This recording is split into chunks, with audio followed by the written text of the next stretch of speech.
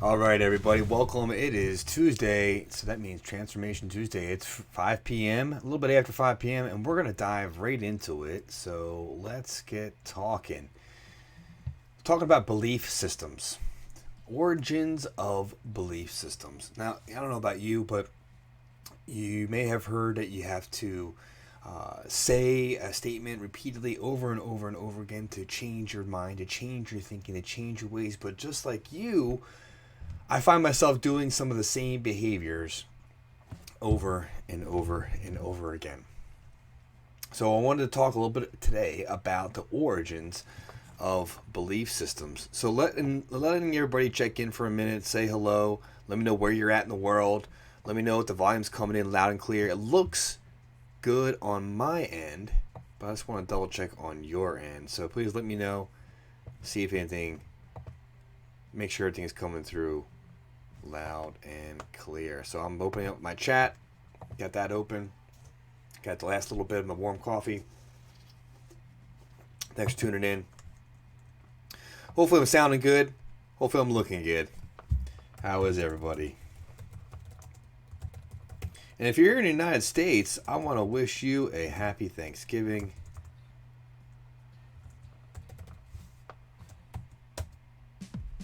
Oh, let's bring you back there. There you are. Here we are.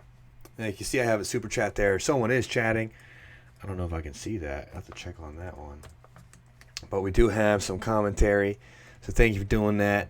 And I'll find a way to see that. Technology. We've been there. Sometimes it's easy to do. Sometimes it's not. And I am not seeing the comments. However, we'll find them. It'll pop up. See if I can read it here. Yes. Chat is ready. And there's all the messages that I see I put out there. So thank you for tuning in. Let's talk about beliefs. We're going to dive right in now. So thanks for tuning in. So I'm just going to put that right there. Oh no, I found the right spot. Oh, we're not going to get the right spot. There it is, right there. That's the one. Bouncing around here. So a belief system. Without a belief system, your concepts will be wrong. So everything begins with your belief system. Your belief system comes from your ideas. And you've accepted these ideas as truth. Now let me see here. Let me do this right here. See if I can bring you up right there. And I want to see, can we do this? There it is. So I typed this up so I can read it right to you. But you know what? I want to show you. So let's take out some of the grammatic errors. We'll zoom in a little bit. We'll see what shows up good for you. Here we are.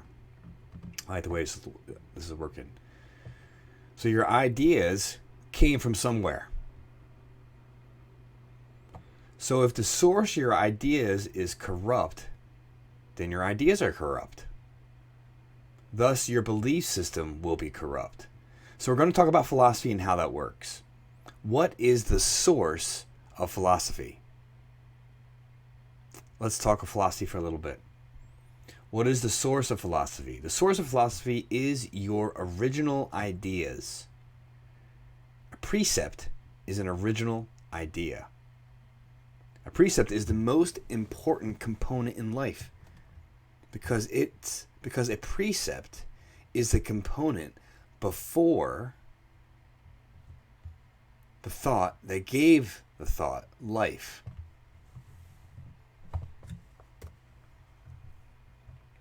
If you look at the word precept,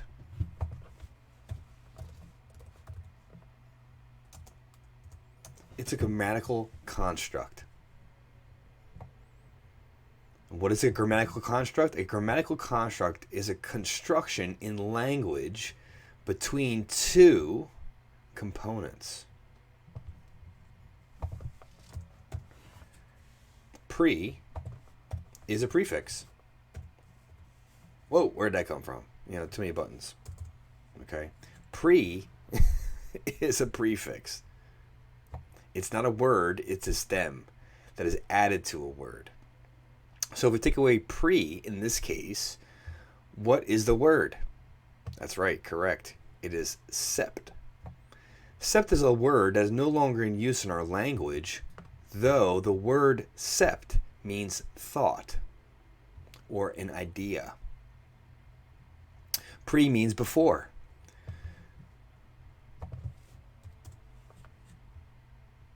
So when you see the word precept, it means the thought before the idea before the thought. It's the original idea that made the idea. It gets a little complicated.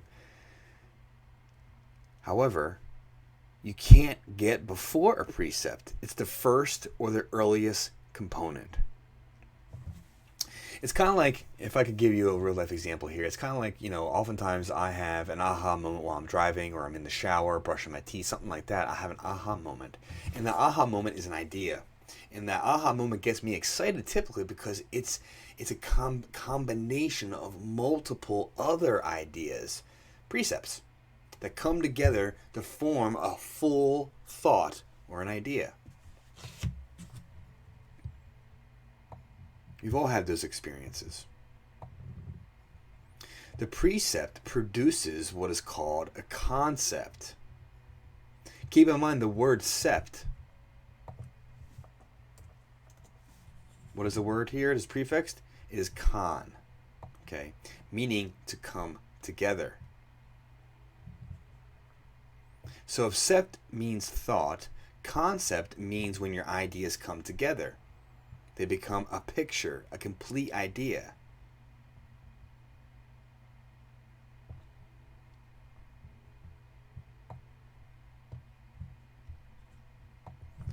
It's called a concept. A concept then becomes a thought. A complete thought. A thought then becomes what we call an ideology. An ideology has to do with your ideas that you have. Your ideas that you have come to believe. You believe these ideas. Everyone here has a belief system. Everyone here has an ideology. And it comes from the ideas that someone has taught you. Right here. Whether your belief system is true or not, it is dependent upon whether your source of thoughts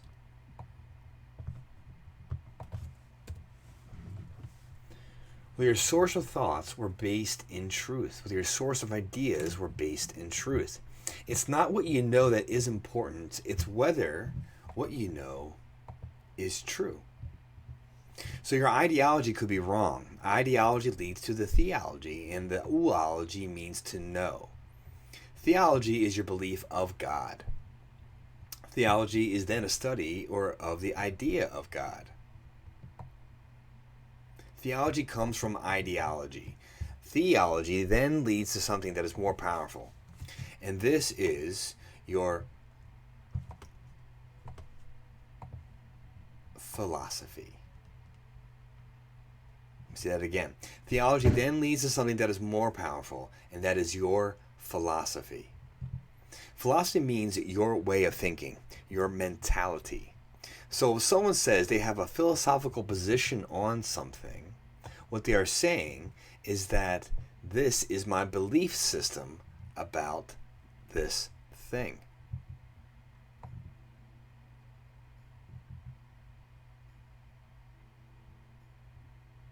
Now, belief systems are very powerful. It's not just a belief, it is a system. You feed everything else through it. It's a system.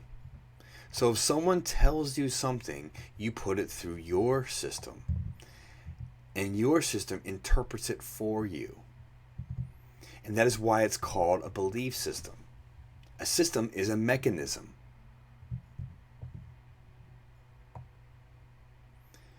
So a belief system is a belief mechanism that you use to interpret everything that you see and hear. So if your philosophy is wrong, then everything that you hear, see, or experience will go through that system. And whatever comes out of that system is your lifestyle. Do you see how important this is? You see, each one of you, each one of us has a system, and we got it from somewhere. You created that system, and that is why your philosophy is your life. We're told that there's 7.5 billion people on Earth, and each of these people has a philosophy. Each one of them. The man sleeping under the bridge in a cardboard box in your city has a philosophy, and that philosophy is what keeps him under that bridge. So what we are here to do is to challenge your philosophy concerning life, your health, your wealth, your relationships, your partnerships. Your philosophy is based on what you've been instructed throughout your entire life, brought together through concepts that bring about ideas and perceptions in which you are taking in, listening, seeing, feeling, touching, smelling your environment, getting put into that system and spitting out an interpretation in which you choose a response. And that response brings about a cascade of events, both internally in your physical body and internally in your mind, and then outwardly through your voice, your words, and other forms of non-physical communication. Now that's a mouthful. It's a big digest right there. So I want you to pause for a moment, digest, because most people don't think about life at this level on a regular basis.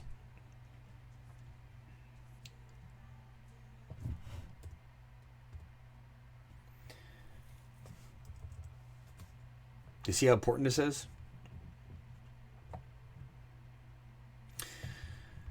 I am challenging your mentality. Your philosophy is your mentality, your mental state.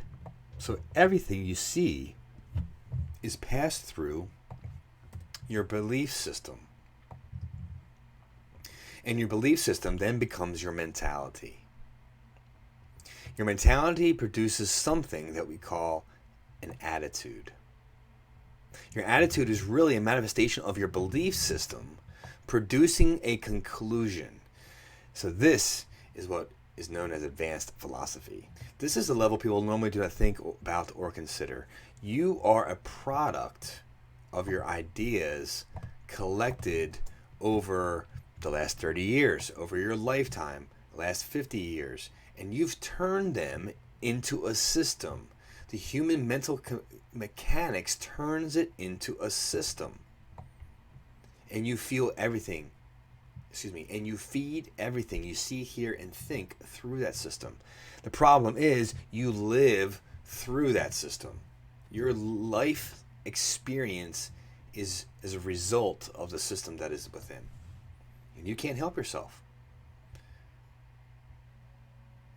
You can live your entire life with the wrong belief system. And when you shut that door on your belief system, you stop growing and you are stuck.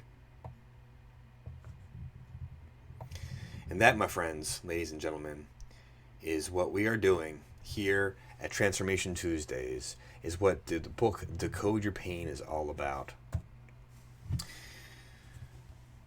This book is about how to identify your belief systems that are automatically regulating your life.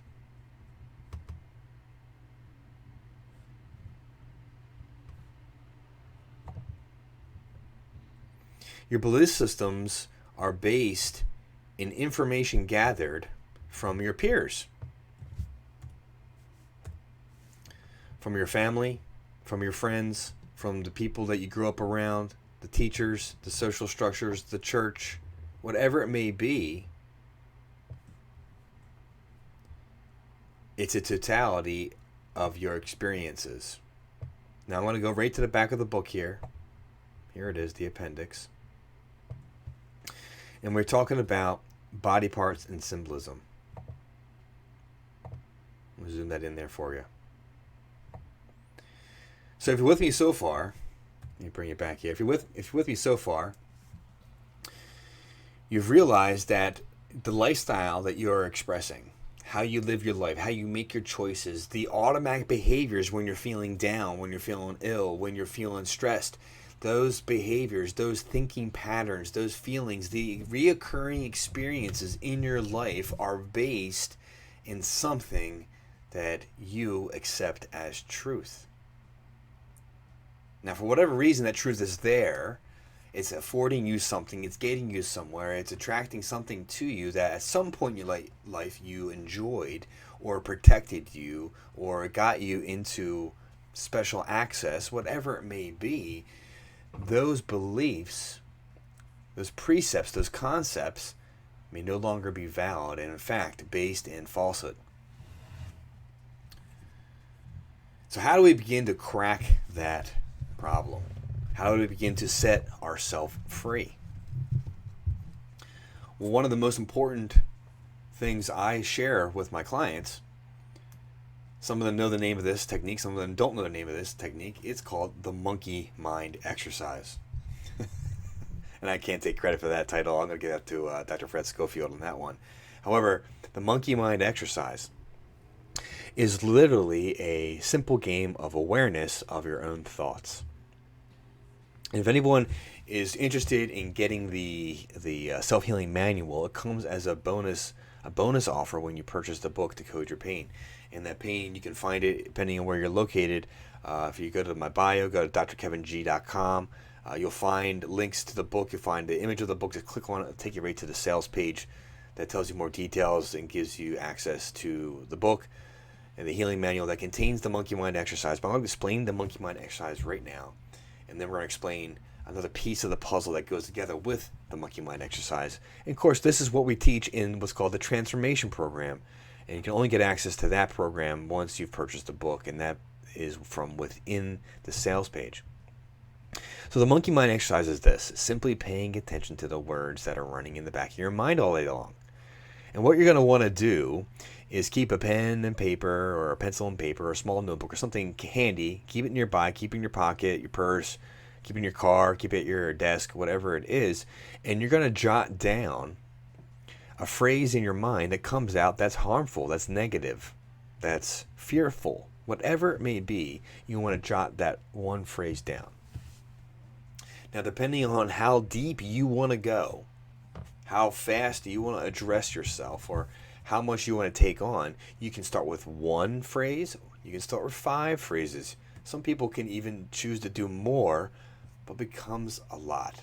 And what we're really doing is we are addressing your belief structures. So if you identify a phrase and begin to do the monkey mind exercise with this phrase, you begin to change your belief structures. You begin to change how you look at the world.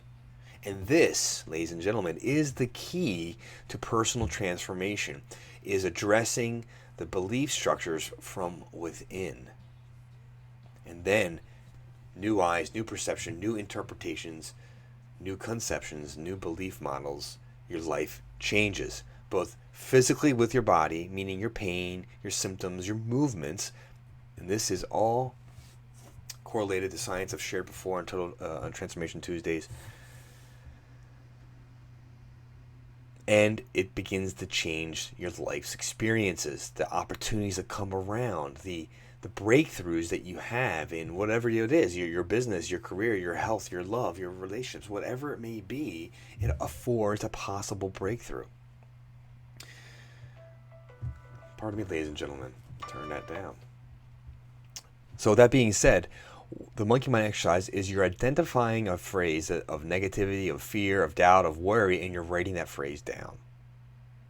Now, if it's in the middle of the day, just write down that phrase, keep it on a piece of paper, and go back to it that evening. And what you're going to want to do with that phrase is reword it, rework it. In the book, I'll pull up a blank, excuse me, I'll pull up a blank document here so I can show you what I got going on, what we can use as an example.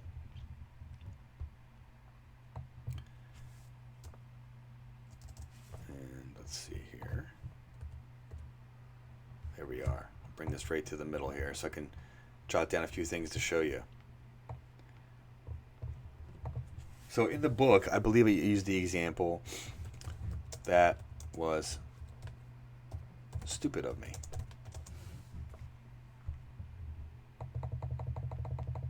We'll zoom that in so you can see what I was talking about. So this is a phrase I used to say to myself quite a bit. So when I first began the monkey mind exercise, I changed this phrase to something else like, I could have been smarter about that.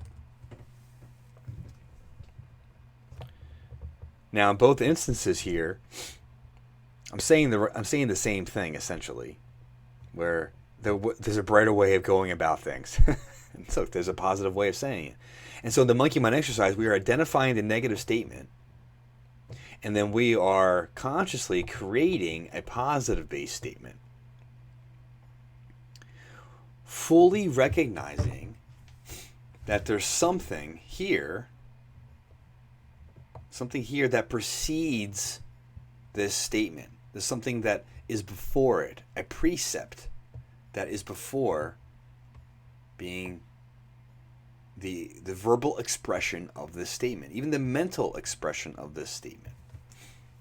Now, why would someone want to say that this was stupid of them? Well, we could be here all day discussing the possible answers of that question. However, we want to get to the identification of that. We want to give ourselves a new phrase. And then, if you have the healing manual that's found in the bonus offer for purchasing the book, you will see another technique called emotional freedom technique. It's contained in the healing manual. And then you'll know what to do with this phrase. Because what we need to do is we need to help the brain recognize that this phrase is hurting us. See, the brain, the subconscious part of the brain, which is operating something like 95% of who you are, is an empty slate. It's programmable. It could be influenced. It could be programmed. And what we need to do is help that program release so we can upgrade it to a better program. And so there's some foundational precept, there's some foundational idea that results in the words "I am stupid" in response to something where someone could have been smarter about something, that it comes out. And so the emotional freedom technique is the next step after the monkey mind exercise. All right, so anyone who has the healing manual, or anyone who's a patient who's watching this right now, if you have the monkey mind exercise, you have the emotional freedom technique exercise, you want to use them together to help you accelerate healing the false beliefs and the false mental precepts and concepts that you have about yourself. And when you shift that using the emotional freedom technique, you will then set your mind free to accept and be open to receiving a new precept about yourself, which you are installing of, I could have been smarter about that. Or maybe even you have access to all the knowledge that you need. See, this is where the artistic component gets fun, and we get to interject it. But in the beginning, when you're just learning to figure out how these concepts work, how these ideas about what beliefs are, about what philosophy is, about what your lifestyle is, and the automatic behaviors that we have, and where it comes from, then we start applying these methods and these techniques. It's a little bit like you don't know what's going on in the beginning. You got to get used to it. You got to get familiar with the process of identifying a phrase, writing down the phrase, doing the emotional freedom technique tapping while we're installing the new phrase. And then what's going to happen? Something in your physical body, something in your mental emotional self is going to change, and your physical expression will improve. The word here in my profession we call physiology, which is a total look, a total understanding of how one's body operates to an optimal balanced way, the physiological expression.